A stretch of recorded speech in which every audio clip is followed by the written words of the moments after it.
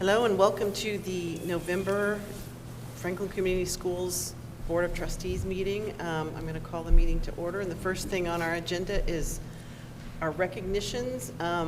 We have quite a few tonight, so if you could just please be patient and wait till everyone is done before you exit, and you'll have a time between that. Unless you want to stay for the business meeting, you're more than welcome to. But anyway, we'll go ahead and get started. Mrs. Warland? Dr. Warland, sorry. Thank you, President. I was thinking earlier, and maybe I can look to the four of you. Don't you think it's great having all these people here? Do you think we should move recognition to the very end of the meeting so that they can stay? What do you think? No? I see no's. No? All right, well, welcome this evening and congratulations to all of you. It truly is great to see all of you here. Normally, we're a bit of a lonely crew up front. We are going to start tonight with Lexi Ray. So Lexi, if you're with us, could you please come forward? Is Lexi next? The next two on our list are academic all-state winners for volleyball. So Ava Pinnock and Emily Rector. I don't know if I see either one of them either. Well, if you see them around school, congratulate them and say, job well done. We're going to move on to soccer. I know we have some soccer players in the room. We're going to start with girls soccer. Erica Buning, if I call your name, please go ahead and come forward. Riley Cochran, Olivia Everett, Hannah Fox, Morgan Harvey, Kendall Yoakum, Kaylin Mattern, Emma Williams, Bailey Woodburn, Maggie Woods, and Sydney Woodward. Please join me in congratulating these ladies on Academic All-State for girls soccer.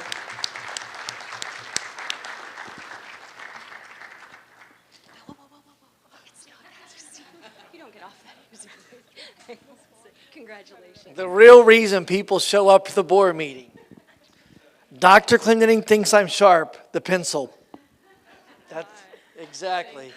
You are welcome. Actually, if you would please introduce anyone that's with you, and in your senior year, tell us where you think you're headed next year and what you're going to study. I'm Morgan Harvey. My parents are over there in our little block there. I'm a senior, and next year I have a few choices. We'll see what happens, but my first choice is Georgia Tech. Hi, I'm Emma Williams. Here with me today is my mom, my dad, and my sister.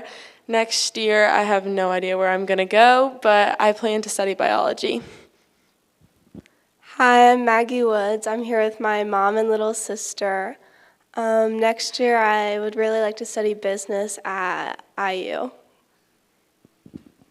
All right, thank you. And we're getting picture time. All right.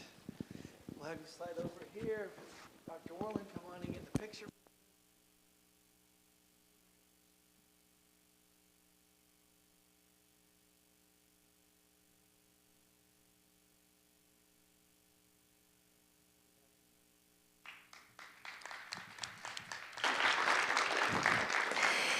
And now moving on to boys soccer, Academic All-State. Kyle Boardman, Luke Cambridge, Liam Clark, Jacob Finley,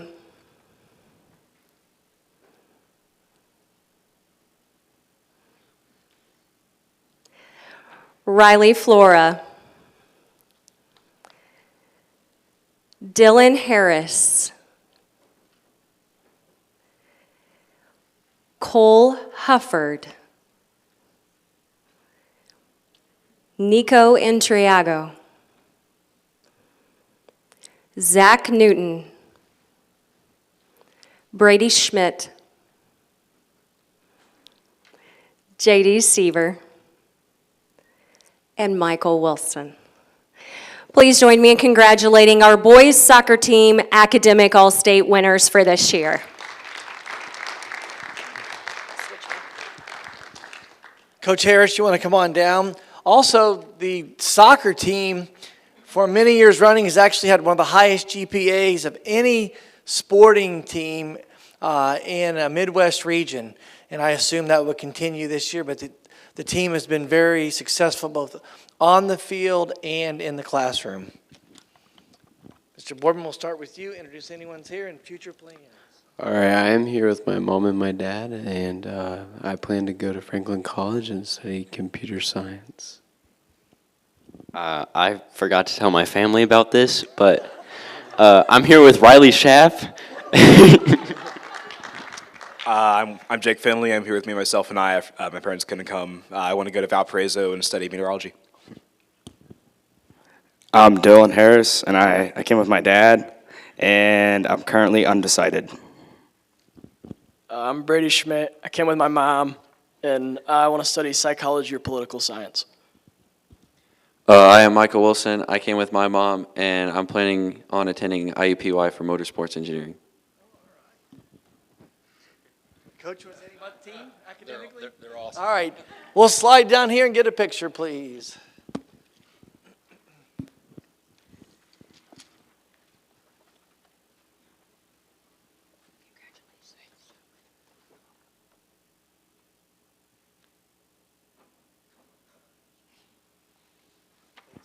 Congratulations. When we think about our All-State winners in golf, our academic All-State in volleyball and soccer, both boys and girls, it takes a community to make that happen. So for all the parents in the room, Coach Harris, all the other coaches in the room, thank you so much for your hard work and your effort, our teachers as well, administrators, and just all of that support. So students, let's give our support network a big, hearty thank you round of applause. Thank you so much. Systemic continuous improvement is also one of our guiding principles. We just focused on student individual growth, which is one we try to highlight at every meeting. Tonight, we would like to recognize Jeff Powers. Jeff, if you will go ahead and come on down. We're happy to announce that Jeff Powers, he's one of our English teachers at the high school. He's also our boys cross country and track coach. He will be inducted into the Central Michigan Athletic Hall of Fame. Jeff was an all-state runner and member of the 2001 state championship cross-country team when he ran for Franklin Community Schools. Please join me in congratulating Jeff Powers.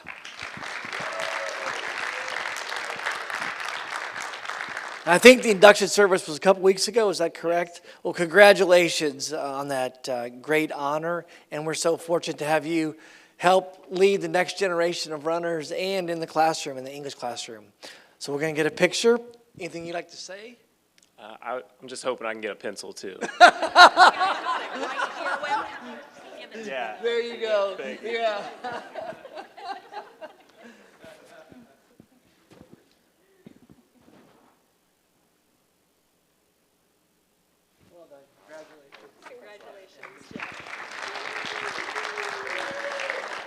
Well, much to the chagrin of Dr. Warland, now is the time if you would like to step out. It's a good time to transition at this point. But I will tell you there's a couple presentations going to be led by students that's going to be worth sticking around for in the superintendent's report. The US 31 project, that's up to you. But the student side is actually very good. All right, well, we will move on to the consent agenda. Mrs. Betts, do we have any comments? Nope, no public comments. Do we have any comments by the board or the administration? Do you have anything to say on the consent? Okay. President Ott, I wanted to elaborate a little bit about the MOU for the collective bargaining agreement. Shortly after we ratified the agreement at the October 5th meeting, we discovered that we had some teachers do catch-up raises so that a new teacher couldn't walk in and make more than an existing teacher would. What happened was when we decided to do a lump sum pay increase across the board, the teachers that we had hired in the last 2 years, unless they got that elevation to the next service year, they would get caught up in making less than a new teacher. So that is what is outlined in the MOU. And since since we discovered this error within the negotiating period, we were able to do an MOU and go ahead and submit that before the deadline tomorrow, with the board's approval, of course. Okay. Thank you. Any other comments? Do I have a motion? Move to approve. Second. All right, Becky, how do you vote? Yes. Andy? Yes. Ryan? Yes. I vote yes, that consent agenda passes. Thank you. All right, we will move on to discussion items. No, superintendent. No, superintendent, I'm so sorry. I'm not with it tonight. We'll get there. For the International Dwarfism Awareness. Yes. That's so the first thing on that. Max, if you want to come on up. Max is a student at Northwood, and last week, Max presented to his school about dwarfism and all the things he's done in the leadership aspect. We would like for him to come tonight to talk to the board about what he's doing. So his mom is with him, Mrs. Gant. She is an English teacher here at the middle school. And so, Max, we're going to have you talk to the board up here, okay? And then they're going to be able to ask you a few questions. Is that okay? All right. So, Max, it's all yours.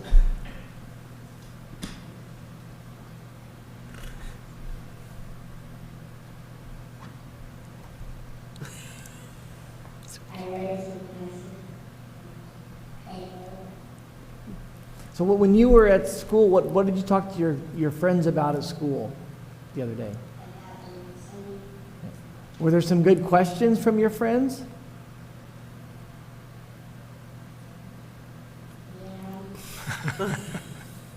What can you remember one question that you get asked about? You can ask Mom, she can help you.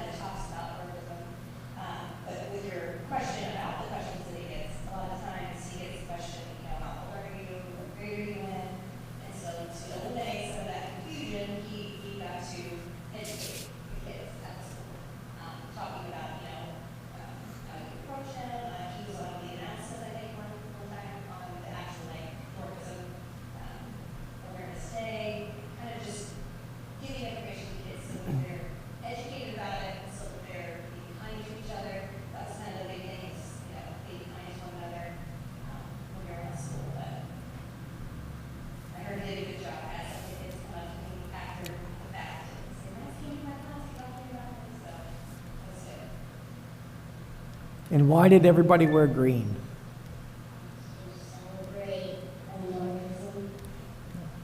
So the whole school wore green that day. That's awesome. Wonderful. Well, good.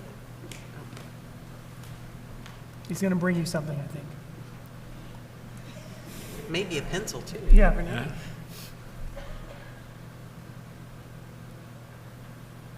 Max, in honor of your presentation tonight, I'd like to give you a certificate. It says International Dwarfism Awareness Day, educating staff and teachers. I just want to say thank you for showing leadership, stepping out, and sharing this information. So well done. And just like everybody else, this is really what I do.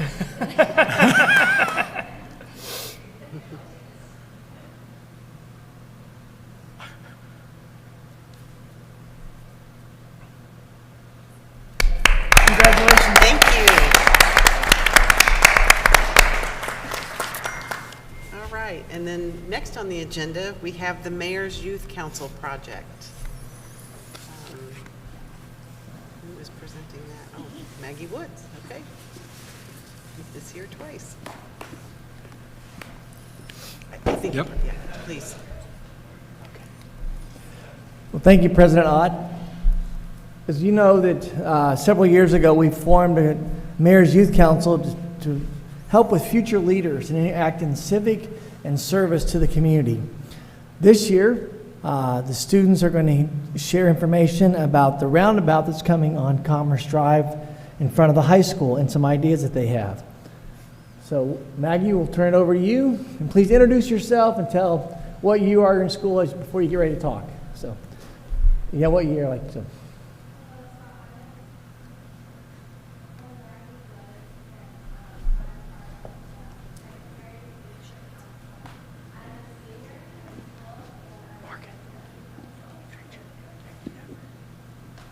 I'm joined here with Liam Clark, Riley Schaff, and Morgan Harvey, and they are also seniors at FCHS. So a little bit about the council. This club is a student-run partnership between Franklin Community High School and the City of Franklin. Our mission statement is to empower the student leaders of the City of Franklin with engaging service opportunities that aspire to benefit the entirety of the Franklin community.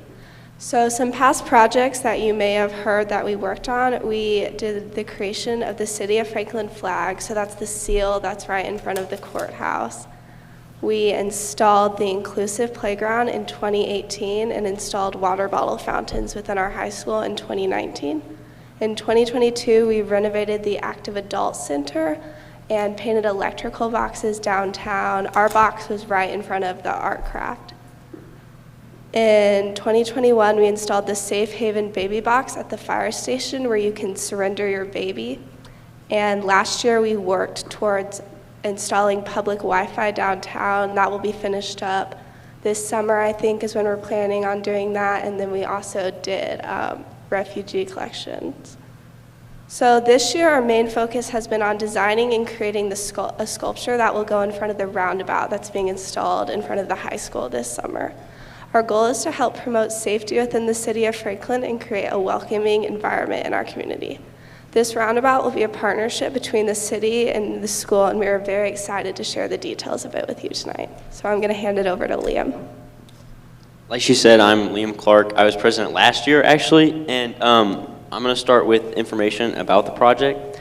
So Mr. Ahaus reached out to us last spring about designing a sculpture because he knew that there was going to be a roundabout that was going to be placed in front of the high school at Cumberland and Commerce.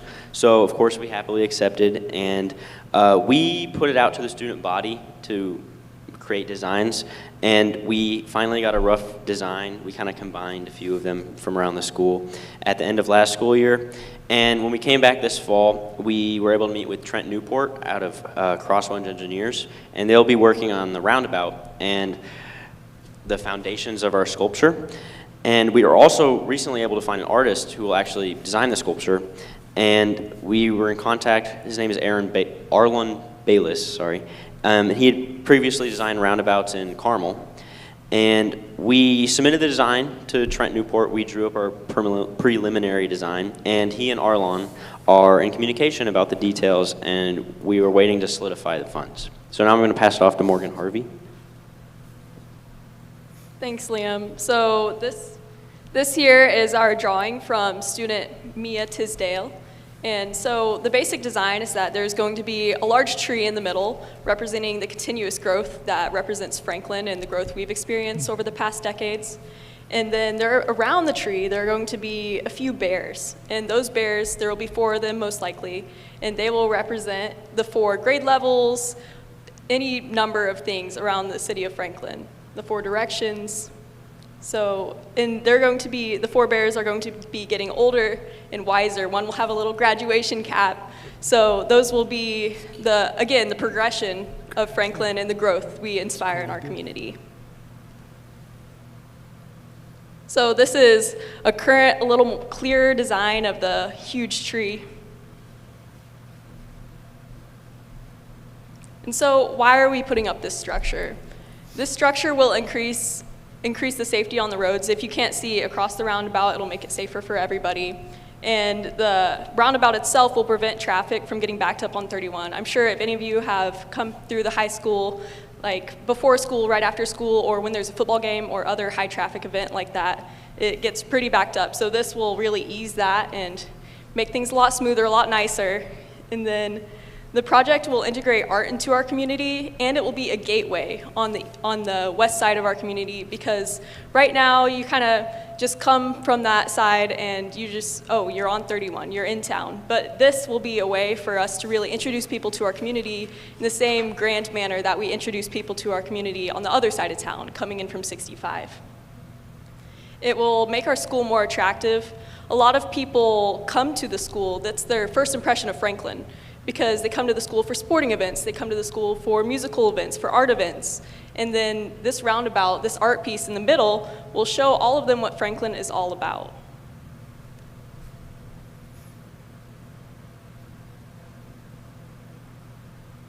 Hi, I'm Riley Schaff. As I was introduced before, I'm in 12th grade and I'm the communications chair. And to wrap it up, we are very excited that we've been granted this opportunity to speak to you all about both what our council is and this upcoming project we have.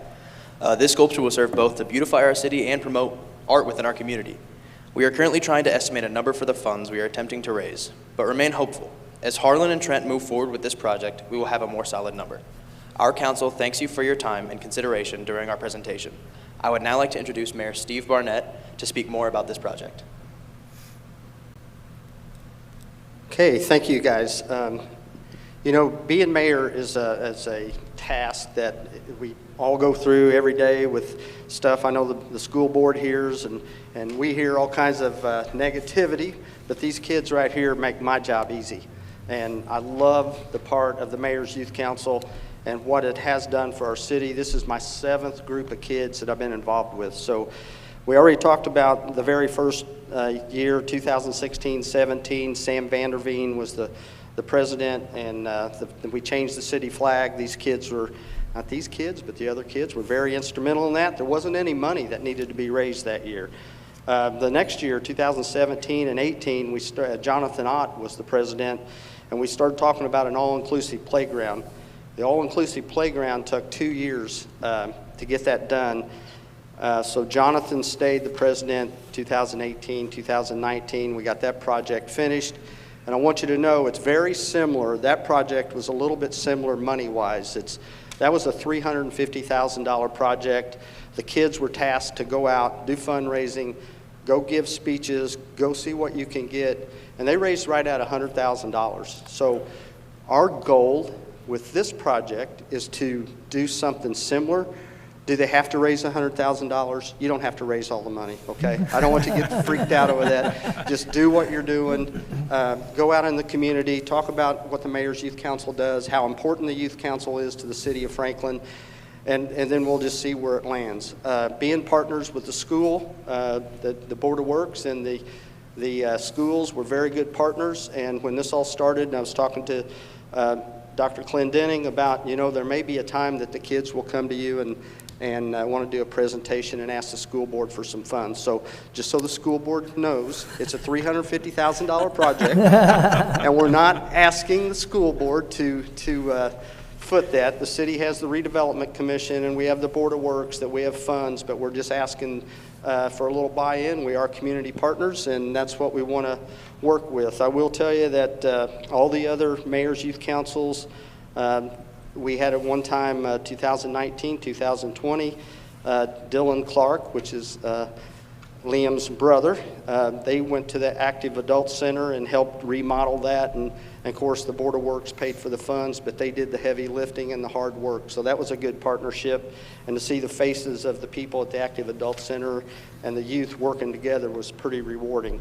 The Safe Haven Baby Box, 2020, 2021, Jenna Newton was the president, and they went out on a fundraising. That was a $15,000 project, and they raised $15,000 the first presentation that they did with our Franklin trustee's office. So here we are this year, and I know, well, let me back up a little bit. Liam last year, he was the president. He worked on the public Wi-Fi. That project, like I said, some of these carry over. It did not get finished, but it's going to get finished. And it's not Liam's fault or last year's youth council that it didn't get finished. It's just the way it is. It takes a long time to get these projects done. This one is a very important project for the city, for the schools, and right where it is, it only makes sense that we partner and partner up, and we're the one same team again as always. So I don't have a whole lot more to say. These guys did a good job, and so all I can say from the school board, just hopefully they can do the best they can, and whatever you feel like in your heart and you think they deserve, that's up to you. So thank you. I have one question. Yes, ma'am. If there's anyone out there that would like to make just a personal donation, who do they make that to, and where does that We go? do have an account set up. We have an account set up at the Community Foundation, Okay. the City of Franklin Charitable Fund. So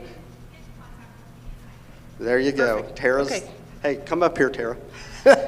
So get in touch with Tara. She can help.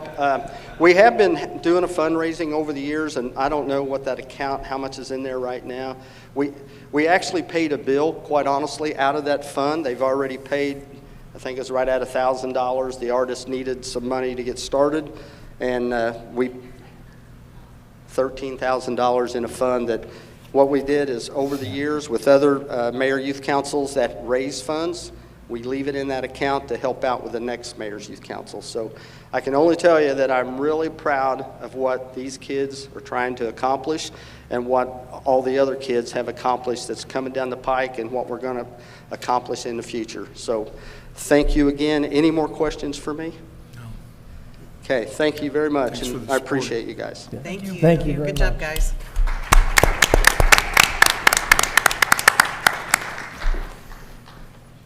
Okay. And now we're going to move on to the US 31 project overview. That's Mr. Newport. And then could you also, we're just going to go ahead and fast track you to the right-of-way for the US 31 and the roundabout. If you can just tell us all about that. Yes, absolutely. Thank you. That sounds good to me. Trent Newport with Crossroad Engineers, and I am here I'll start by giving kind of an update on the US 31 project. This is the first time I've presented to the school board for this project, but I have been doing lots of presentations and hope to do a lot more, especially just to educate people about the project. We did have our public hearing for the project here in this auditorium, thank you, on August 1st. We had a decent turnout, but I mean, it's a large project, 5 miles all through town, so based on the size of the project, I would say our turnout was not overwhelming, but we had 23 people get up and speak, most of those with concerns. The format of a project like that, this is an NDOT funded project, and it's funded with federal dollars. So we follow federal process all through the project. And part of the environmental phase of the project is we go through all kinds of different vetting out different situations, like we check the impacts to the project from all sides of environmental, but then part of that is to the public, and part of that process is our public hearing process, where we come in, we present the project, and they get up and have a chance to voice their concerns. The tricky part of that process is it's very stiff, it's very formal, and we're not allowed to go up and respond to those concerns. We have to listen to them, document them, take them under advisement, and we come back and we put a document together and publish that. And we are still in that process now, so you can kind of see it takes months to get through that, because we've put everything together, and now it has to go through a bunch of channels at Federal Highway and NDOT to get everybody to say okay to it, and then it gets officially published. So our goal, as a local consultant that does a lot of work in the city of Franklin, and what we've offered is to come out and do kind of a wave of public education at meetings like this on the heels of that, and talk about the things that were talked about at that, of concerns, and then how we are addressing those. Obviously, it is a project that is very unique in nature. It's a project of a series of what we call reduced conflict intersections, and so it's focused on taking the intersections, which have high accident data, and reducing conflict at those intersections. Back from 2014 to 2016, there were over 700 crashes in this corridor. And actually, it is the most accident-prone area left on a state road in the state of Indiana. Used to be 31 through Carmel. And then when they converted that to interchanges, this became the highest rated traffic concerned area. And so that's why they're wanting to address it.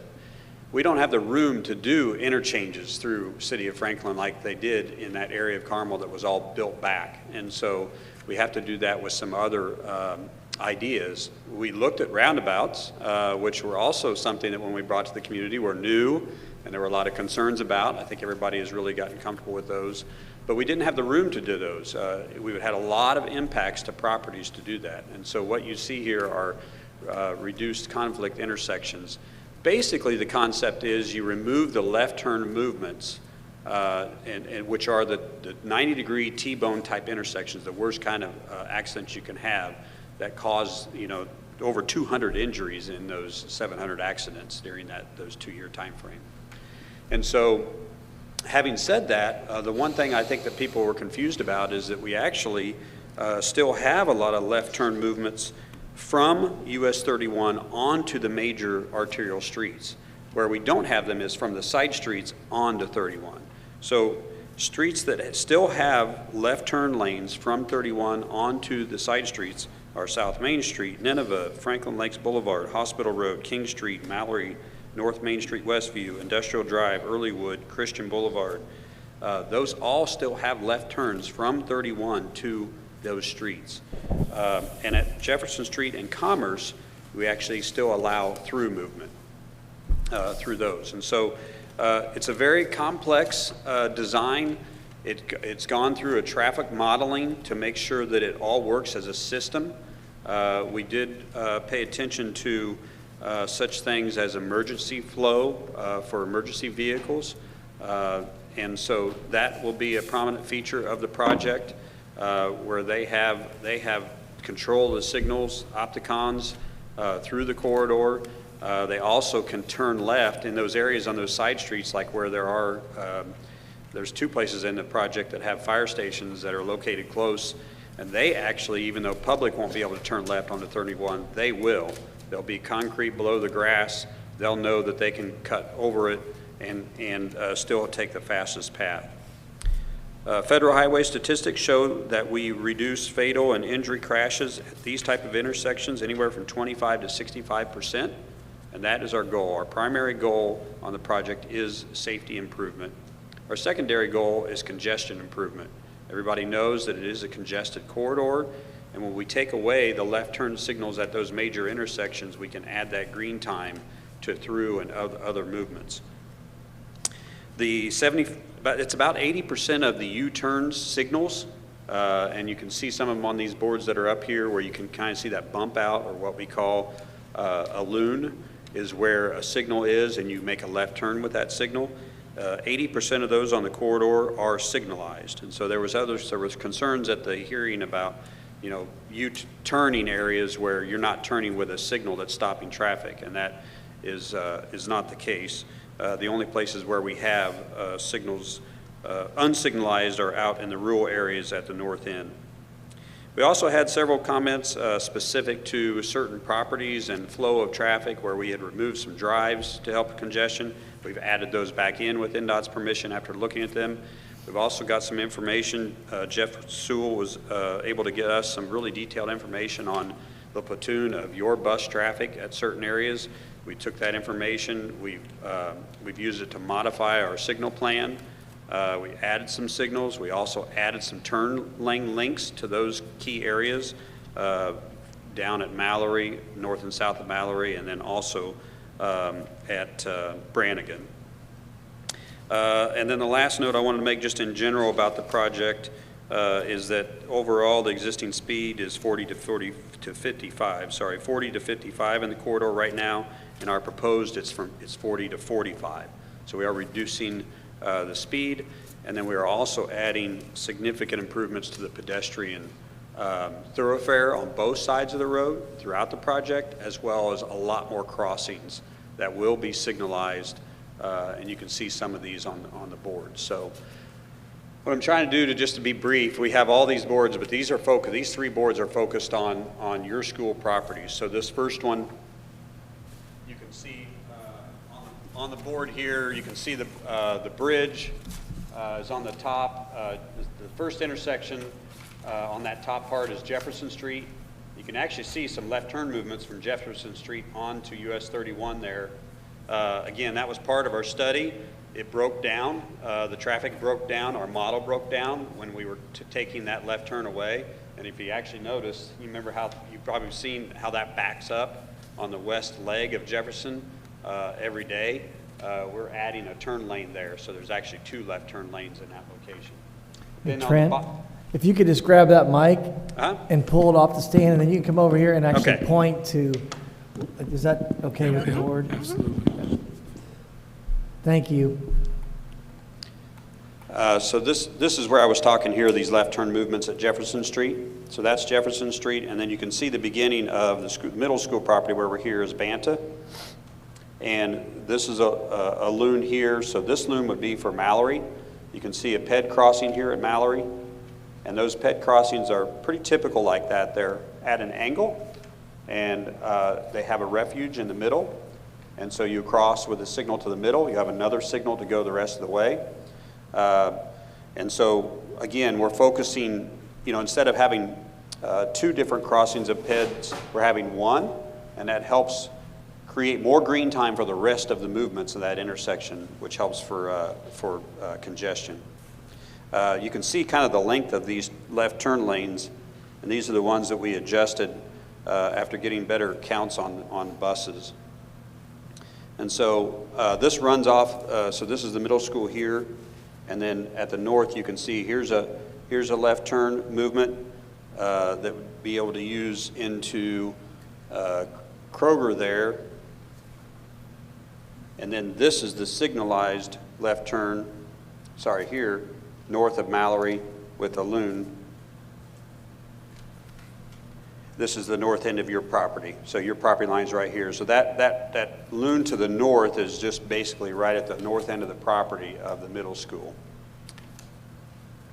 And then again, here's a good example. This white area that we're showing here at South Main Street is where, because there's a fire station here, is where the fire trucks can cross. So that's an example of that, that they'd be able to cross there even though pedestrians only have, can't go through there. Or I'm sorry, pedestrian vehicles. Trent, before you leave that board, could you show the board, or school board, the easement on 31 that you're talking about, IDM IDOT, NDOT taking from us? Yes, so it's actually better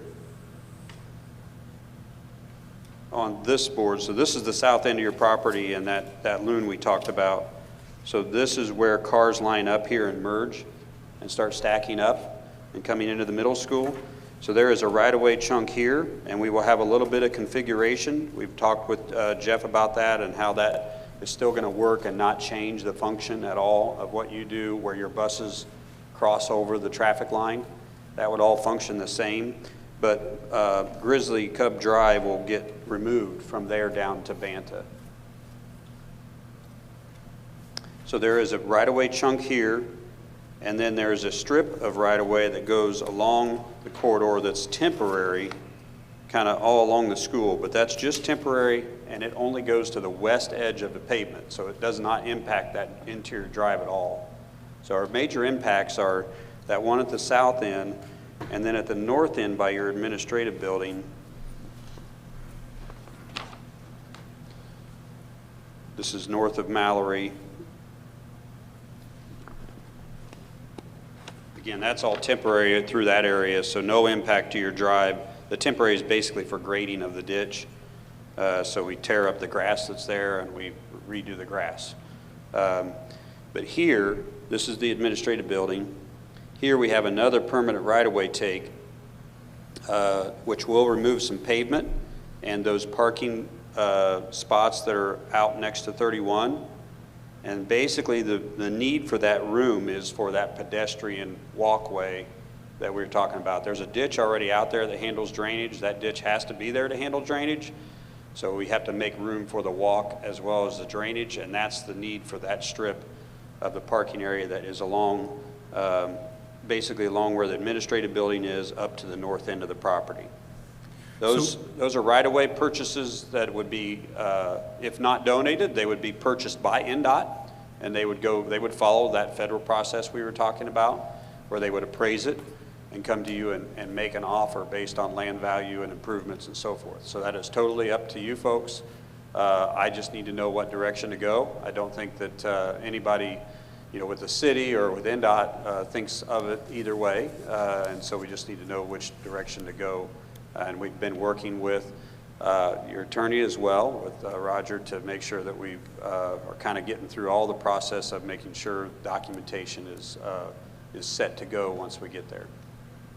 So I guess a question I have on that, especially around our administration building, I understand the reasoning on the easements, but Mr. Sewell, what's the impact on the parking around the administration building? I know we're kind of tight on most days. If we take away those spots, will we have enough to fulfill for the people that are assigned to the administration building? And then what about visitors?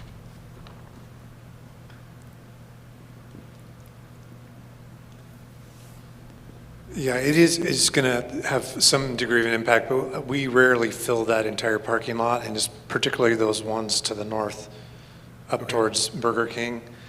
We don't typically fill that area up, or the area that's out just immediately west of the food services building. Both of those typically have open spaces in them. So it's a loss of some parking. Is it going to create a critical operation issue? I don't think so. Okay. And then, Mr. Newport, if you would, the graph that you had that showed the crosswalk there at Canary Creek, there at the middle school, you mentioned something about there's going to be an island there for those students that are crossing. Will that island have a barrier or some protection for the students? Because there's a good number of students that are coming across from Canary Creek. Right. So if for some reason they're not paying attention and they get stuck in the middle of the road, are they going to have some protection that, if a car's not paying attention, that it'll hit a cement pylon instead of the kid? Yeah, the final design of that is not completed yet. It is a raised curb area. Now that doesn't provide full protection, obviously, but it does stand out, and kind of like our sidewalks off to the side of the road if you're walking along the edge of a road. I think that there will also be some design of either some bollards there or a wall nature. If you've seen when we did the interchange at I-65 in Worsville, that pedestrian movement's out in the middle of the road, but it's got barrier walls on both sides. Absolutely. So it's going to be something of that type of nature. That final design's not done yet, but there will be something protective. Great, thank you.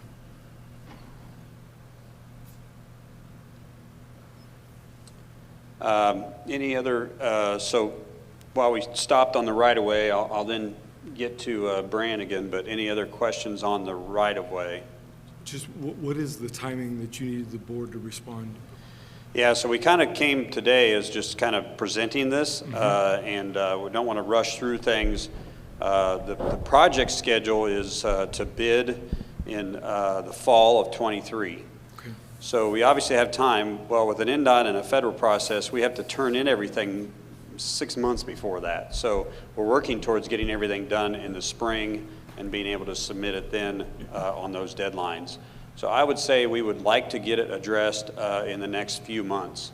Now, some of that's going to be on us. If you decide to go the route of being purchased, then we will need the time to get it appraised and make the offer and all that. So most of that time will be waiting on us to get to that process, to that point.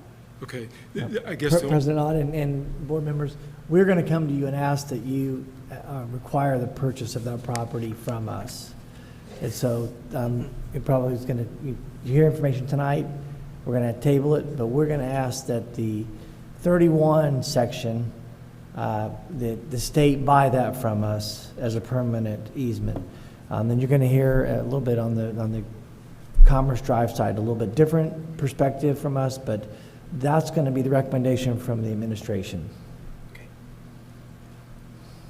So I guess, in my opinion, here on timing, Mr. Wagner is, December is moving off, right? So we've got a new member coming on then. So, I would like to say if we got to make a decision on it, let's take into consideration of the change of the board. So You know, Mr. Wagner's very aware of what's going on, but, you know, with the new member coming in, what is that timing?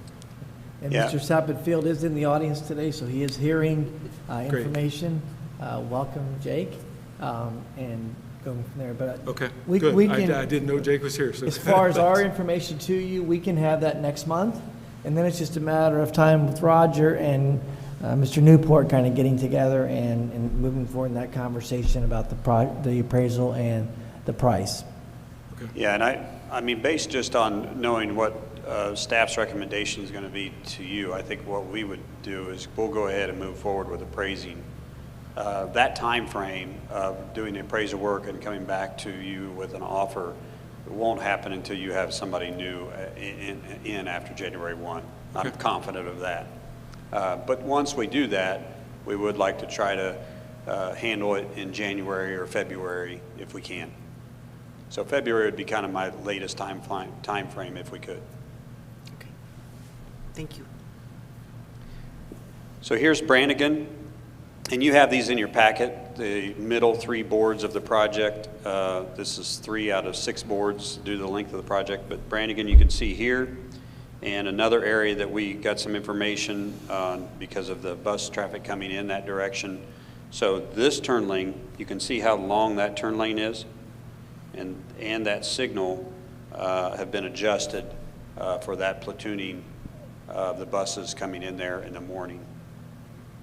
And then any buses that come out, and you don't have very many, honestly, that come out of Brannigan and would go north, but any that would go north would come south. And this is the turn right here. So it's not very far to the south to turn. Most of your traffic coming out of the high school is going south.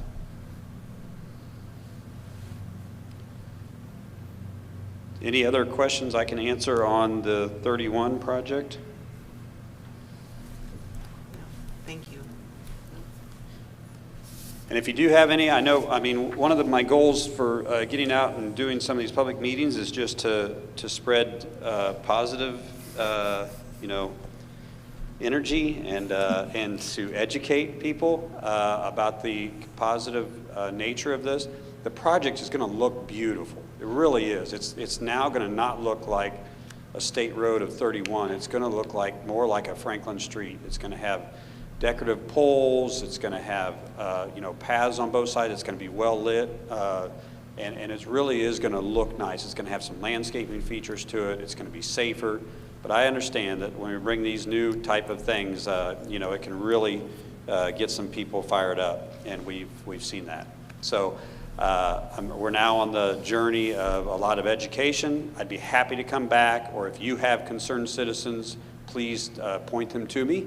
But we're going to be doing a lot of these presentations. So I'll move on to the roundabout.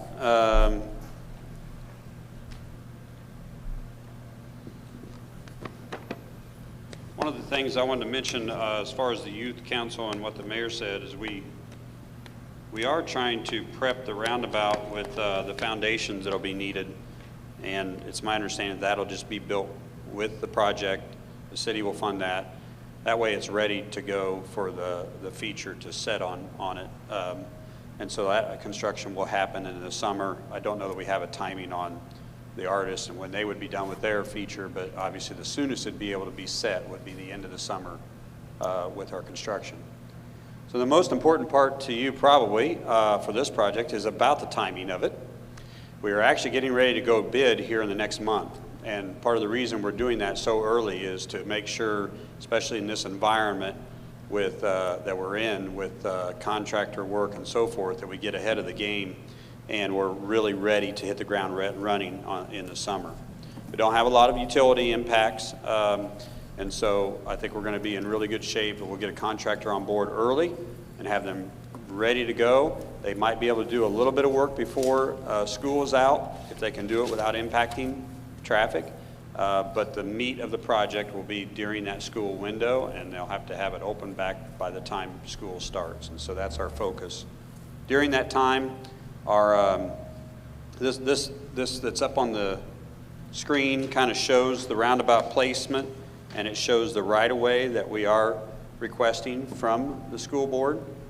There's already some right-of-way there, as you can see, for the roadway. Not only to Commerce 200, but the roadway going north is public right-of-way for a little stretch till the curve. And so you can see just the blue area is what we need in addition. And then we'll connect to the path there. And then the center of the circle is where you will see the monument at some point. You can see at that northeast corner, you can kind of barely see right here the sign that's there today. And so it will not be impacted. But if there's any lines going to it, we'll make sure that those get relocated and that kind of thing. So any questions on that right-of-way? I don't know if you can see this in your packet, but this northwest corner is 0.097 acres, and the northeast corner is 0.07 acres. And they're both kind of triangular in nature, and they will connect the path across the north leg so that if it's ever continued to the west, it's already set to go there. This is the lift station over here, so you can see it's not impacted. It's actually a pretty clean project. So if I could, and I don't know if this is a question for you or for Roger, so we just recently had the right-of-way for the lift station work, right? So that they're going to have to do the right-of-way up through coming into our property as they reroute that. Is there going to be any conflicts or any problems with having two right-of-ways on that same road? No, I don't believe so, as long as the grantor is comfortable with both of those, and I assume they would be. It's both City of Franklin. Yeah, it's both City of Franklin, and it's actually an easement. The other one is an easement. Okay, thank you. Yeah, this is a fee simple right-of-way. Would come off the tax record if you right. if you pay tax. Okay. It's the owner of the easement that will determine if the other work is compatible with the use of the easement, and I'm assuming it is. Yeah, the city. Otherwise, the city wouldn't be proposing it. City engineer who's here tonight, Mark Richards, he put us in touch with the other engineering firm that's working on that, so we've been coordinating on that. That's all. That's my biggest question. Yeah, Thanks. Regarding this easement, we are going to ask that we donate this portion of the easement to the city. They are putting this roundabout in to help us with traffic. So it really is a partnership. I know Mr. Sewell has been closely connected to Crossroads and the city with regard to this. So that's going to be the distinction, is the kind of the gift back because they're helping us. The 31 project, they're just trying to do this to impact that, and so therefore there is no real benefit to the school. So we're going to ask that they purchase that right of way from us. I have a question. I see on the drive going into the high school, there's a crosswalk. Is that correct? Yes. There are no other crosswalks around, like coming from the south to the north off of Simon Road? Because I know there are kids who walk along that road to get to school in the morning. I mean, there's no path for them, but they walk along the edge of the road, and they're going to need to be able to cross that to get to school somehow, one side or the other. But we need crosswalks. I almost would say all the way around. That's a good point. Just to throw a wrench in your drawings. I think that's something we'll have to talk about. Yeah. Obviously, our focus was where the paths are that we're connecting right now. Right. I guess when we were out there, I've been out 3 or 4 times now to observe traffic, and I didn't see kids coming from the south. But if you have a large amount there, I mean, obviously, I guess the question is there any way for them to get there versus, without them walking on the road? And I don't know the answer to that. Well, even if there is, are they going to choose to do Yeah, that? They right. walk on the, I just have heard teachers that drive along there to get to school in the mornings, and there's kids walking along the road in the snow and the, Yeah. I just feel like it would be safer to have crosswalks. Okay. That's something we can discuss and take under advisement and report back to you. Thank you. Okay. Mr. Sewell, did I miss anything on the easement or the right-of-way request from our end?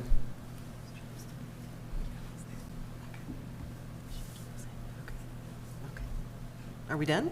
Yeah, I would just make a note to the community that because this is an action item, that will be tabled. If you do have questions regarding the 31 project, when it becomes an action item for the school board, that's when you could come in and make public comment to us, and we could get it back to the mayor and to Mr. Newport regarding the project on 31. Thank you for all your hard work. Yeah, thank you. And the last thing I want to say is there's a detour sheet on there, maybe the last sheet, I think. During the closure of this, there will be a detour going around because this will be a full closure. And so if you have summer activities and so forth, that detour is going to be Brannigan. Yeah, I think that's maybe another one. But basically, it's going to be Brannigan to go around. So there you go. So the kind of X there in the middle is the plus sign, I guess, is the roundabout here. And then this is Brannigan up here, so you can see the 31 Brannigan. And then to the west, it's Centerline Road. So that would be the detour during those summer months, just to be clear. It would be a full closure. Thank you. Thank you very much. Okay, we will move on to the next superintendent report, and that's the Indiana Learns. Dr. Warland.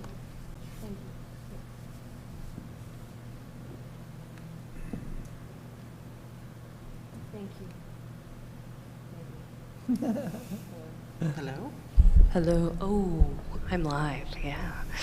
Thank you, President Ott. Just very quickly to update the board on an initiative from IDOE. They are using their ESSER dollars to fund essentially a tutoring program in order to help combat COVID learning loss. And so what the state has determined is that for eligible families, they can apply to have access to dollars, or actually a state grant, and there is involvement on behalf of school districts.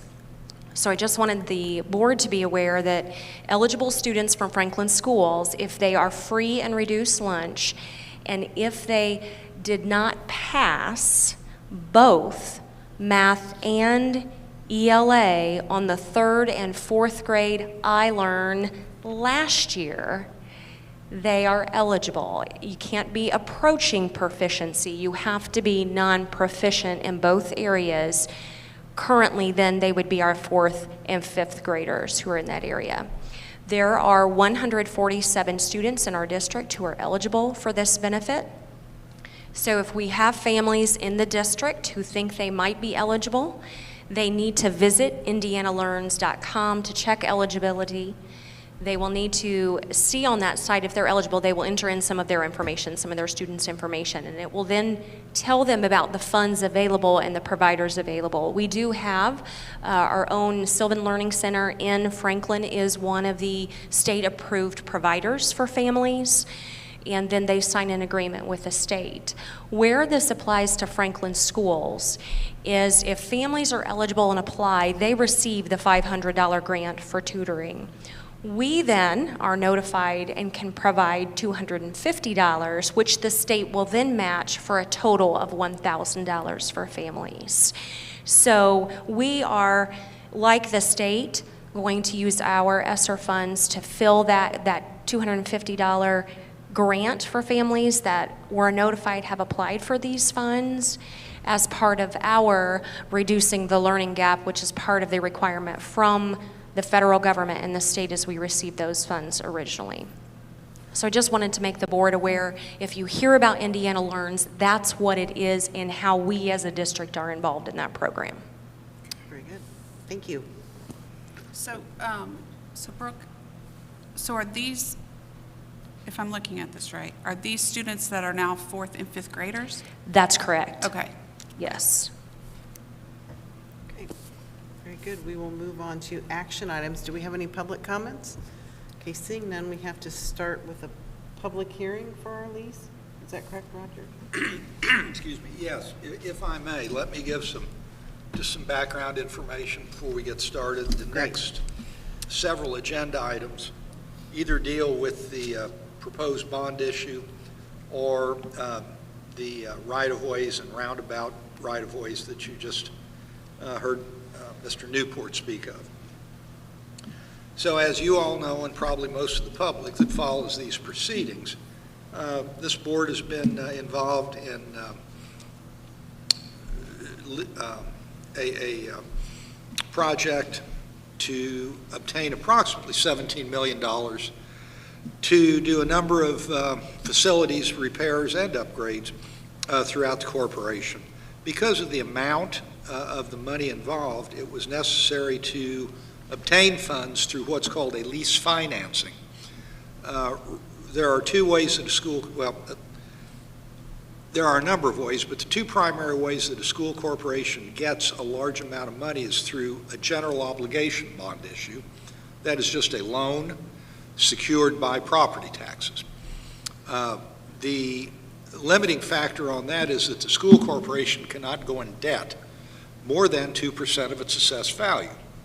Well, 17 million equals more than 2% of the school's assessed value, keeping in mind that we have some GO bond issues out there that have eaten in to that 2%. For larger projects, the way schools and other governmental entities obtain funds is through what's called a lease financing. The school corporation creates, in this case, a building corporation and appoints the board of directors. It is the responsibility of the building corporation to issue the bonds, borrow the money, and actually construct the improvements. Now, this is all being overseen, of course, by the school corporation. The building corporation is essentially just another entity that's required in order to complete this process, because the school can't do it on its own, because the cost is more than 2% of the AV. So it has to be done through a building corporation. And I didn't make this up. This isn't my idea. I would have liked to think I could come up with a more efficient way to do this. But we have to deal with what the legislature's given us. So, just as when you buy a house, the bank that you borrow your money from is going to want some security, typically in the form of real estate.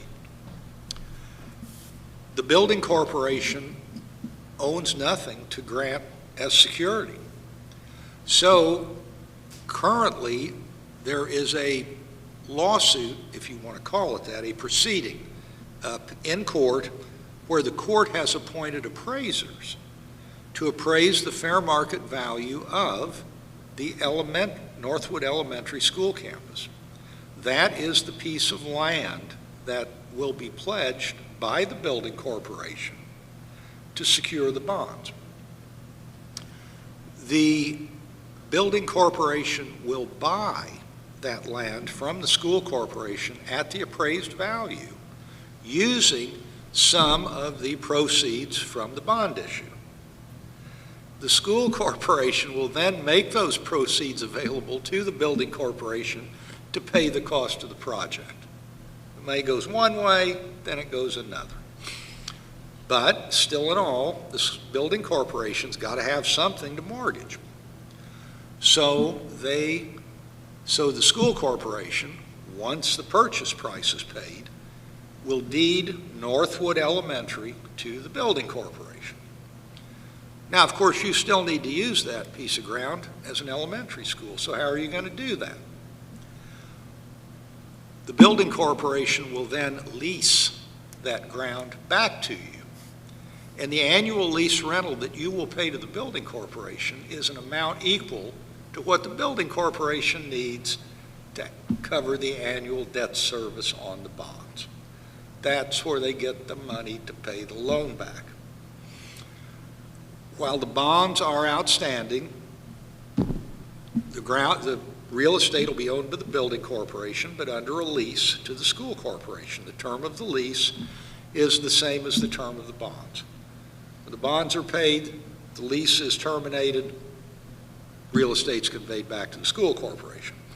That's a lot of information, probably more than you needed, but it explains to you what you are approving under item C, execution of the lease. So this is a public hearing. The important information that the public needs to know, at least in my opinion, is first, what are we leasing and why? And I think I've explained that. If I haven't, please ask and I'll try and give a better explanation. Then the next question is, what am I paying the school corporation? What's the annual lease rentals? Well, the annual lease rentals are the cost of servicing that debt on the bonds. And so Tina will now explain to you the financial aspects of the bond issue. The estimated annual cost of principal and interest repayment. And that is going to be the number that's going to be put in the lease in terms of the lease rental payments. Now, the school corporation will obtain that money through property taxes. That will simply, the cost of that debt service simply goes on the property taxes. And Tina will explain to you also what the impact of that is going to be on property taxes going into the future. It's my understanding that this lease is estimated to run for a period of 7 years. So if there are no other questions about the general way this is going to proceed, I'll turn it over to Tina and she can give you a short explanation of the financial aspects of the lease. So you'll see some numbers in the lease for an amount up to, I think it's 5.6 million annually as a mortgage payment. It's an up to amount. So Baker Tilly is estimating that our payment for this particular bond will be between $3 and $4 million a year, and we'll be able to pay that off in 7 years, and there will be no tax impact in borrowing these funds. And I might add, the way these bonds are structured, and basically it's the way all municipal bonds that I'm familiar with are structured, at least a vast majority, there is no opportunity for an early payoff. We are selling bonds during a period of higher than, at least traditionally, normal interest rates. So it's entirely possible that during the life of the bond issue, the rates may drop, making a refinancing attractive, but that won't be possible. That's in most cases, bonds are non-callable until they term out. Any other questions from the board concerning the lease or the impact on taxes? It is a public hearing. Does the public have any comments on the lease? Okay.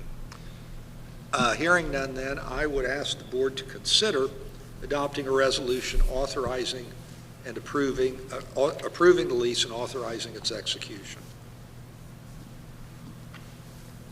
Okay, do we have a motion to approve? I'll move for approval. A second. Okay, Becky, how do you vote? Yes. Andy? Yes. Ryan? I need to abstain from this. Okay, and then I will vote yes, so that passes. We'll move on to the public hearing for additional appropriation. Yes, this is much more straightforward. The $17 million that's going to come in from the sale of the bonds and be spent by the school corporation was not included as an expenditure in the corporation's 2023 budget. All right. So in order to spend money, it has to be first appropriated. That's what's required by the state. So in order to spend this money, essentially you've got to amend your budget, and you do that by way of an additional appropriation. That it's really, it's of no great consequence. Again, it's simply something that the law requires us to do. So is there any public comment concerning appropriating the proceeds from the bond issue to be spent on the project? Hearing none, we can close the hearing, and I would ask that the board consider approving the additional appropriation resolution. Move to approve. Do I have a second? I'll second. Becky, how do you vote? Yes. Andy? Yes. And Ryan? Still abstain. Okay. All right, and I vote yes, so that passes. And next, we'll move on to the resolution for assigning construction bids and contracts to the building corporation. Yes, because the building corporation is the entity that's actually issuing the bonds, and they will have the money to pay the cost of the project. The bids that were received by the school corporation have to be assigned to the building corporation. Now, that in no way takes the school corporation out of the loop at all. It is still the corporation's project. It is simply a requirement if the building corporation is going to be paying the bills, they need to be the ones that at least technically hold the contracts. So that's what that is. You're simply assigning the bids and the contracts to the building corporation. Nothing in terms of the administration of the project will be affected at all, nor will payments. Payments, once approved by Jeff or the architects or whoever approves payments, will then go to Tina for a recommendation to be paid. So the funds will be held here, controlled here, and won't be paid unless FCSC is satisfied that they're owing. Okay, all right. So I would ask that you adopt that, consider adopting that resolution. Okay, do I have a motion? Move to approve. Second? I'll second. Becky, how do you vote? Yes. Andy? Yes. Ryan? Abstain. Okay, and I vote yes, that passes. And we'll move on to resolution for supplements to master continuing disclosure undertaking. Right, and I'm trying to get through these as fast as possible, but it's only so quick that I can go. Congress, United States Congress, a number of years ago, because of concerns about all the municipal debt that was being issued and lack of information held by the public concerning the financial health of the issuer after the bonds have been issued, created a requirement that if an event occurs that might materially affect the issuer's ability to repay the bonds. For example, let's say you had an area where there was a single big taxpayer, like a Toyota, that you depended on for 20 or 30% of your total tax revenue, and they went bankrupt. That would be a material incident that would need to be reported to the agency that receives this information.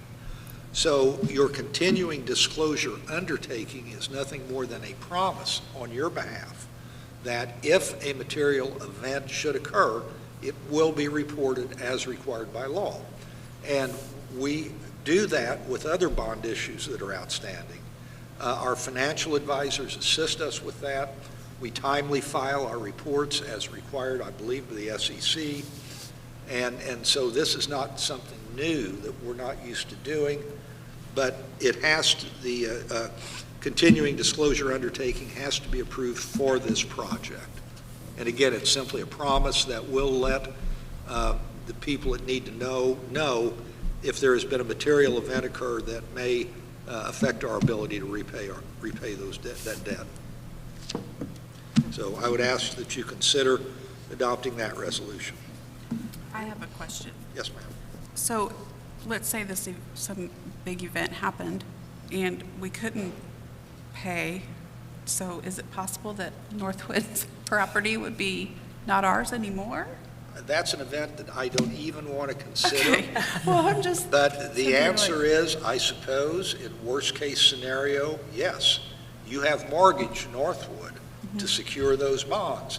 And if you default, the bank could foreclose. Okay. That is the last thing New York Bank Mellon wants to do, is own an elementary school in Franklin, Indiana. The last thing. I believe, and I'm unaware of any state educational institution, at least grade 12 down, that has ever defaulted on their bonds. Maybe Dr. Clendening is aware of that. I don't think it has ever happened. And I am reasonably certain that the state of Indiana would never let that happen to one of its political subdivisions. If it got that bad, the state's going to move in and bail us out. Yeah. They just won't let that happen. We can't lose our good bond rating. Okay. Thank you. Yep. Very good. So do I have a motion? Move to approve. Second? I'll second. Becky, how do you vote? Yes. Andy? Yes. Ryan? Abstain. Okay, and I vote yes. Motion passes. So we are down to H, resolution of release of certain property. Yeah, and I'm going to address H, I, and J all together because those are, H will be an action item, okay? I and J will be tabled, okay?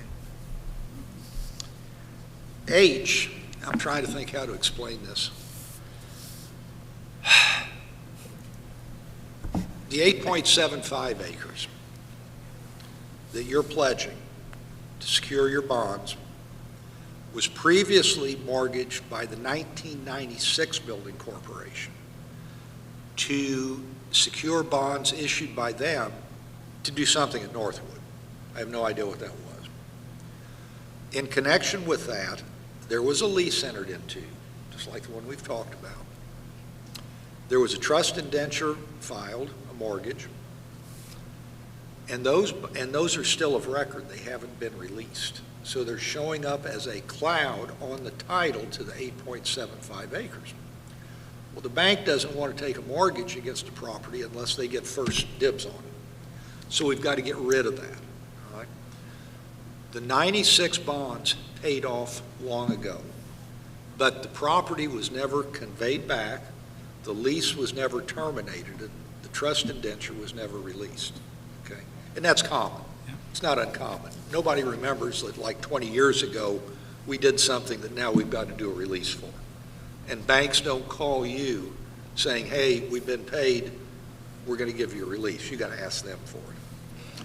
So this item, resolution of release of certain property, simply goes to the 8.75 acres, basically saying, look, the bonds have been paid, the lease should be released, and the trust indenture should be released.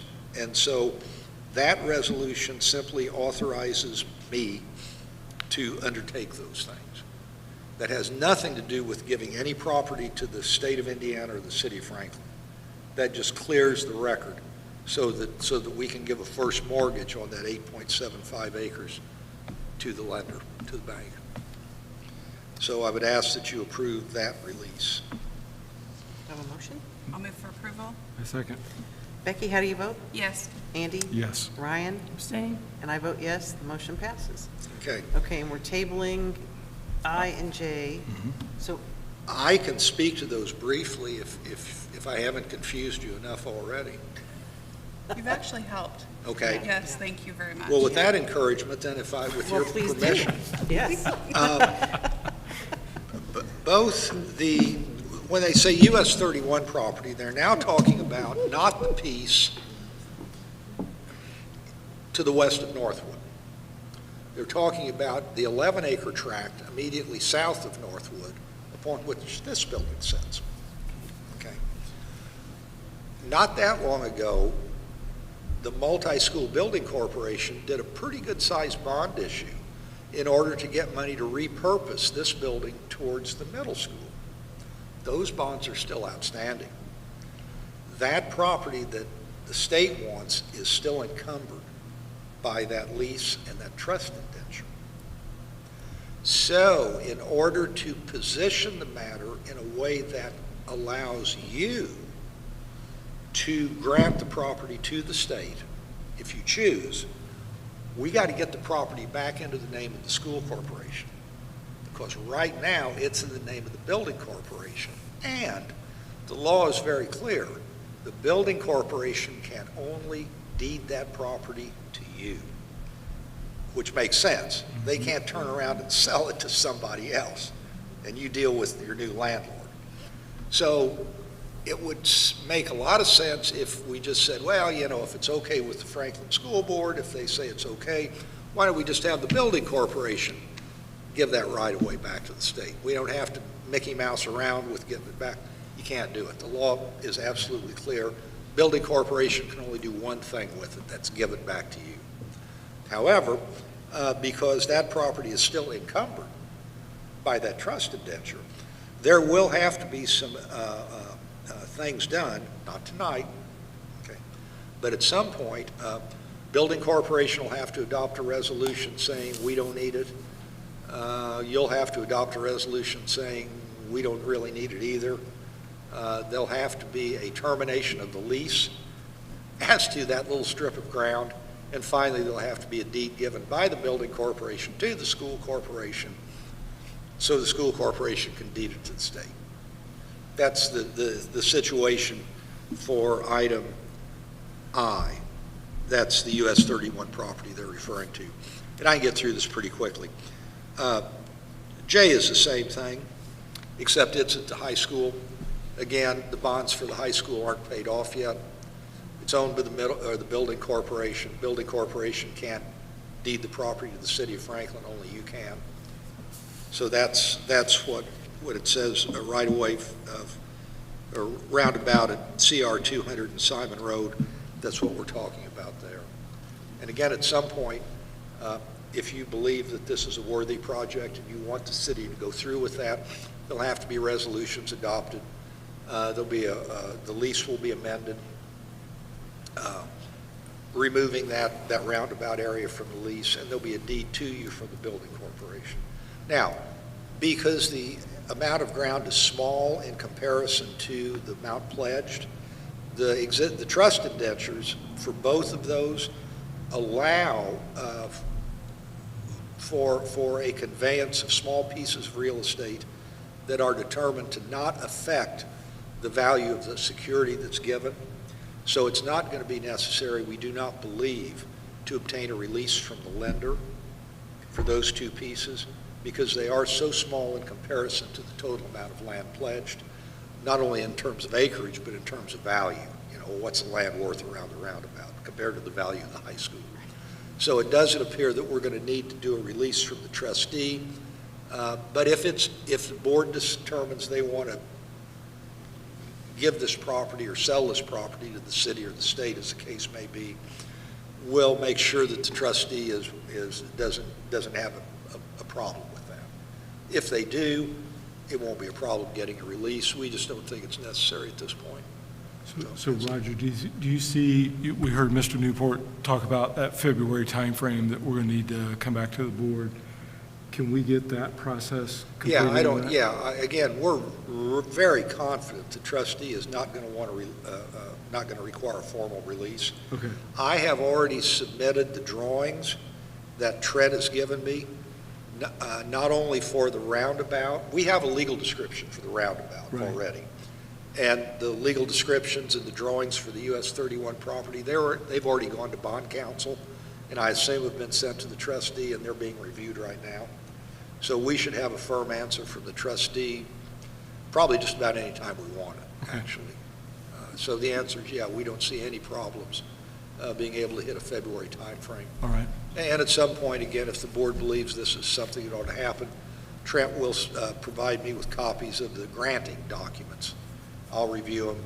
We'll get all these housekeeping chores taken care of, and you all can move forward with that. Thank you. I'm done. Yeah. Well, we appreciate it. That was very helpful. Thank you. Thank you. Okay, we will move on to the second reading of the policies. Are there any comments, questions? There have been no changes since the last meeting. Okay. So they stand as they were presented at the last meeting on assessment, the vote on assessment. Okay, all right, thank you. With that said, then I move for approval. Thank you. Do I have I'll a second? second. Thank you. All right, Becky, how do you vote? Yes. Andy? Yes. Ryan? Yes. All right, and I vote yes, that passes. So we're going to move on to discussion items. The Franklin Applied Behavior Contract.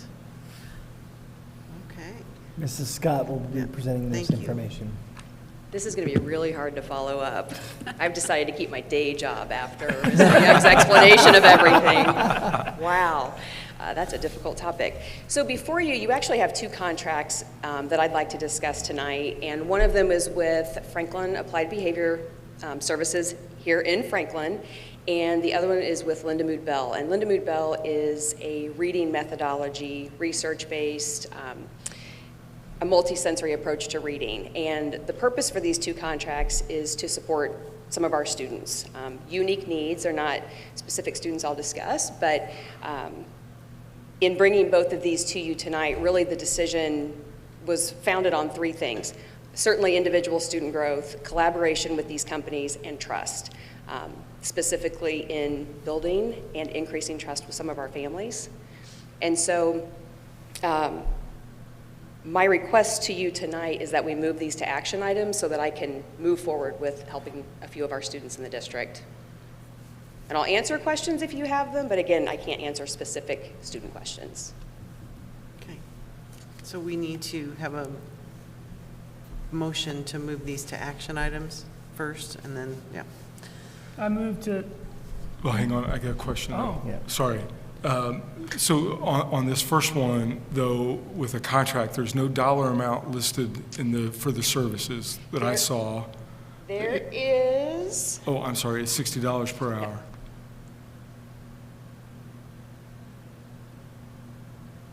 and I will tell you with the first contract, this one certainly has a goal to fade services.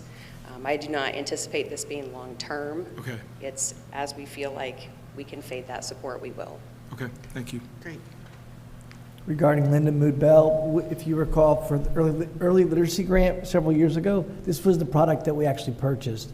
And the reason it's on as an action item, as a discussion, we're actually partnering with Linda Mood Bell, the organization online, to do it before they trained our teachers to do the Seeing Stars. So that's the reason why it's coming back to you. You might say, we've already approved Linda Mood Bell. We did, just two different entities, and that's why it's in this space right now. Okay. Thank you. Any other questions? Okay. I would move that we move these two contracts to action items. I second. All right, so we will, do I have a motion on the Franklin Applied Behavior contract? So moved. Okay, a second? I second. Okay. Becky, how do you vote? Yes. Andy? Yes. Ryan? Yes. And I vote yes, that passes, and then we'll do the Linda Mood Bell contract. Motion to approve. Okay. I Becky? second. Okay, Becky? Yes. Andy? Yes. Ryan? Yes. And I vote yes, that passes. So we'll move on to the, good night, tax refund exchange and Thank you. compliance systems. So, and I don't know Okay, who I'll has try to that. make this brief. So the state has a program called Tax Refund Exchange and Compliance System. And this program allows government agencies to collect delinquent debt using this tool. And what happens is the state will garnish any tax refunds or some of the stimulus payments that came out, any disbursements from the state. So I wanted to get the board's feedback on the concept of doing this. We currently have about $745,000 in uncollected accounts, and we do pretty well with the collection agencies eventually. What I looked at, it'll take about 5 years to get to that 75% collected mark. So this particular program would probably get us there quicker. Could you just refresh us on what our outstanding debts are? I mean, what people owe that adds up to that 750? Textbook rental. It's all textbooks? Mhm. Okay. Textbook and Chromebook rental. Tina, what would be the burden on your staff to manage this? I'm sorry. What's it going to take to manage this? If we went with this program, Mhm. do you have the resources to do it? What's the involvement with your team? The accounts can't be in this program and with the collection agency at the same time. So it would just be split. It would be the same workload, just split between two organizations. Are these people that just don't have money? Could be. I have one meeting left, so just ignore me and wait for Jake. But I just think it's kind of a bad look to go after people who probably aren't paying because they don't have the extra money and then taking their, I don't know. I mean, we have bills to pay and stuff, but to be a bad guy for some family that's trying to make it, and these books are so damn expensive anyways, and they're overwhelmed by it, and then they're counting on their tax refund to do whatever, and now our names are on it. I just think that's, I don't know. That's why I wanted to bring it to the board first. I think it's, I'm not into it. No, these are not students that qualify for free and reduced. Sure, but there's a long way between not qualifying and this being Sure. something that's not a burden, so. Understood.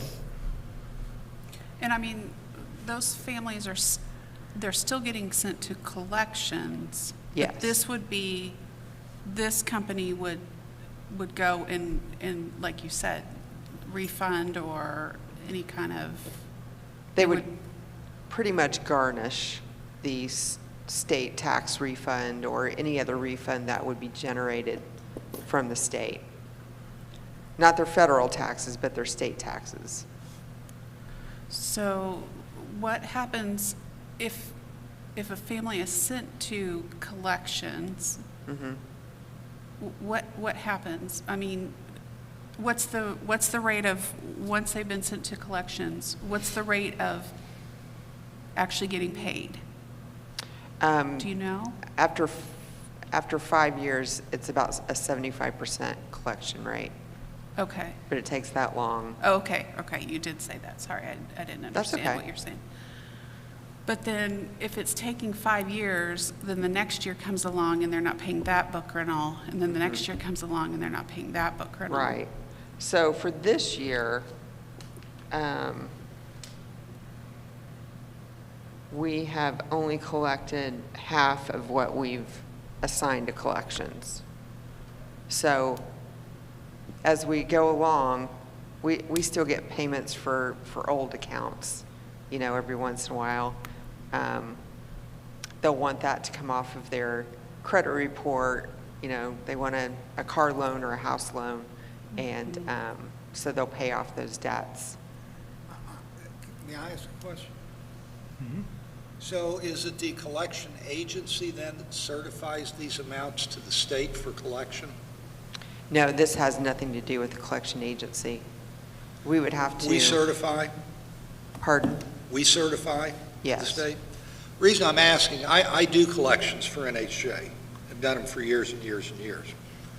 One reason it takes so long to pay is many times we'll enter into a payment agreement with the, we file suit, okay? I send a number of letters, but at some point, that school corporation says, file suit. And their rationale is that these are not people that are eligible for free and reduced. Those most needy get free and reduced.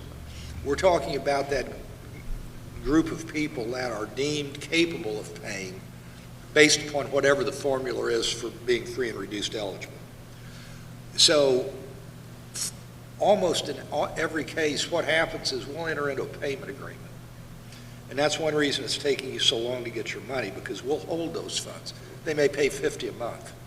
Okay, we'll hold them in our trust account until it's all paid, because we've got to pay the clerk the filing fees as well.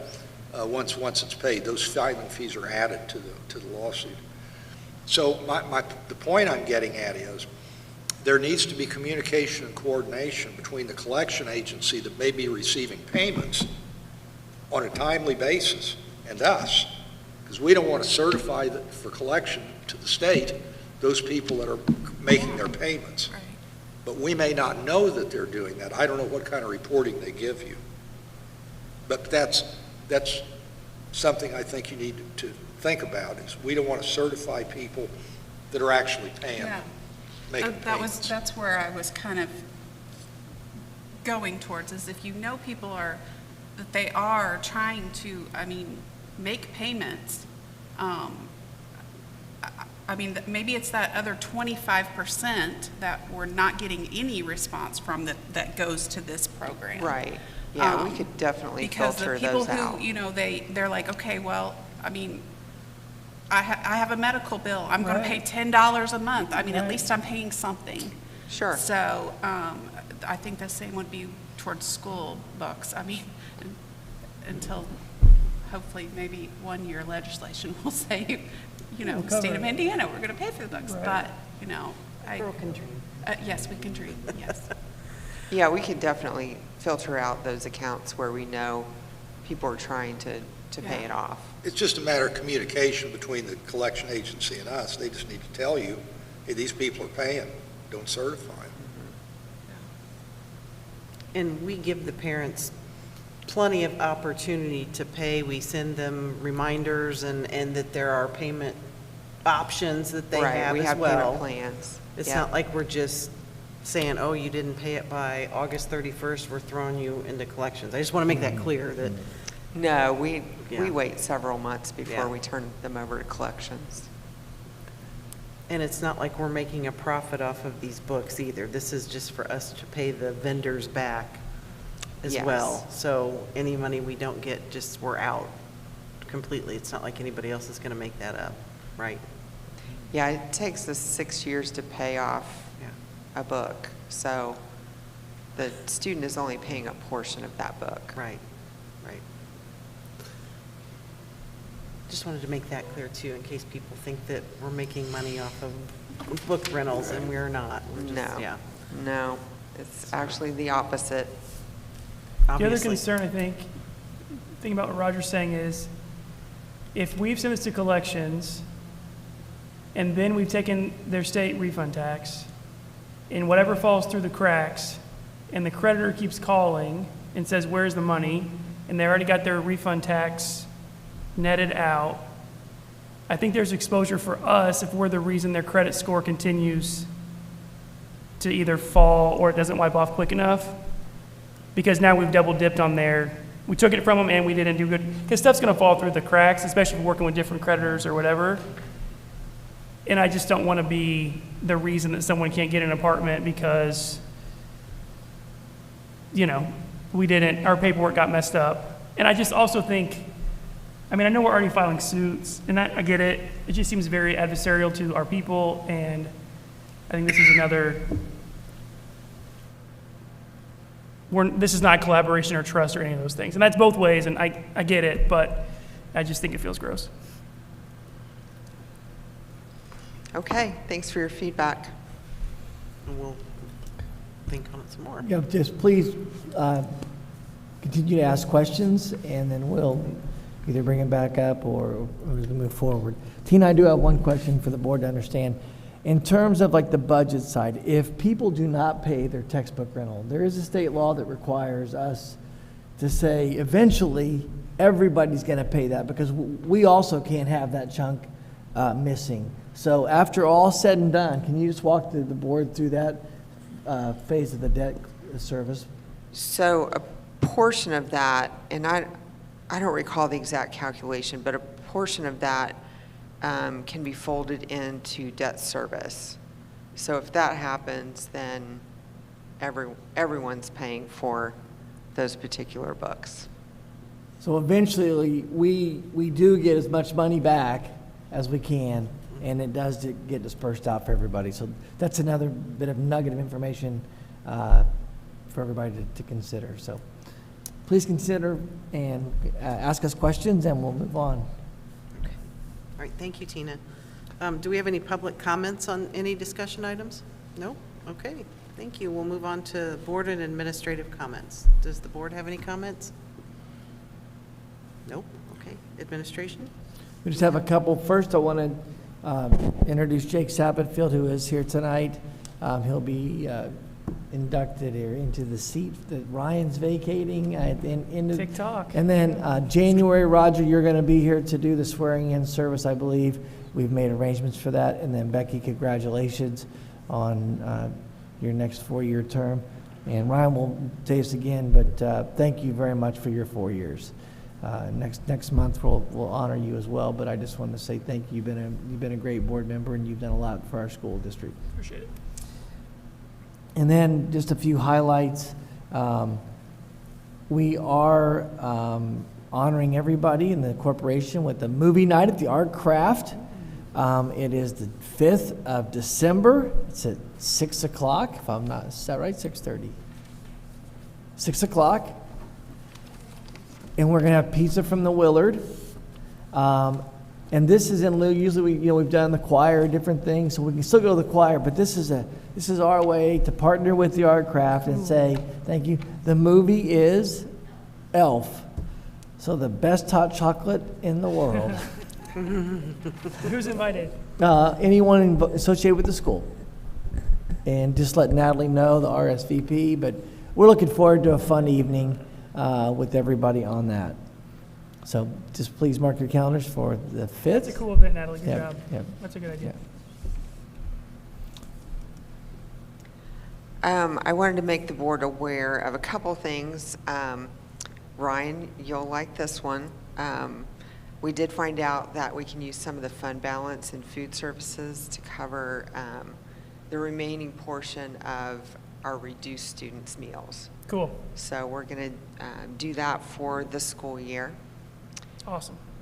The dishwasher project that you heard about at the last meeting, I think, we have a failed bid process on that. The Daily Journal did not publicize our second publication, so we're going to have to start all over. Yeah. What was the miss? For a few days, they couldn't get into their computers. So. And we were not notified, correct? We were not notified. How do we ensure that next time they do what they're getting paid to do? I'm sorry? How do we ensure next time that they posted it in the proper way? We just kind of have to the only reason I found it was because I asked our receptionist to pull the newspapers for those days. And it wasn't there. And it wasn't there, so does luckily I caught it. Does it have to be in print, or can it be in the It has to be in a newspaper. Okay, it can't be on their online version? No, Okay. not for this type of sealed bid process. Well, So, that's a shame that we didn't even get notified on that. I mean, right. so did we get a refund on the? Gonna run it for free next We time? did. Yeah, I let it be known that we weren't happy. Thank you. And that we won't be able to get it done over Christmas break now. So that's the biggest point of contingency. So Andy, is the Daily Journal going to help us pay for this? Good answer.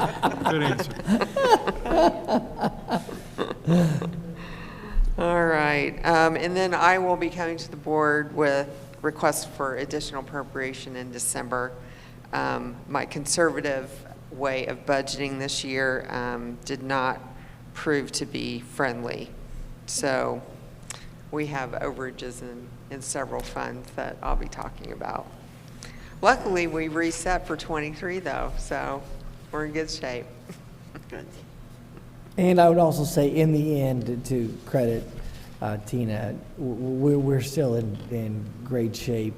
And I just appreciate her stewardship and what she's doing to ensure this. Standard & Poor reported back. They were very pleased with our financial structure and with regard to the bond rating, and that was all Tina. I will say that after our hearing, Standard & Poor conversation, Baker Tilly said that Tina was probably the most thorough CFO that they participate in this discussion, and they appreciate all the hours of work that she puts in to put a good foot forward for our school district. So well done. Thank you. Thank you, Tina. Any other comments? No? Just a calendar review at my FCS Academy is this Wednesday night, and it's going to be led by the team here of Mr. Sewell, Mrs. Gross, Dr. Warland, and Mr. Sprout. They're going to be talking about their different aspects of their job. We're meeting at CBIS. We do have an e-learning day that Dr. Warland wants to talk about. Just as a reminder to the board, the high school only is having the e-learning day on Tuesday, November 22nd. It is our fall round of senior projects. We have over 200 students presenting that day. All of the staff will be on site to participate in judging those projects. And then again, we'll do a district-wide e-learning day in April for the spring round of senior projects. But just as a quick reminder, it's high school only. And on that note, it's that time of year we start talking about weather and different things. And this year, just a reminder, we only have 3 days for e-learning before we have to add on. And so we're already using one of those days, as Dr. Warland has talked about.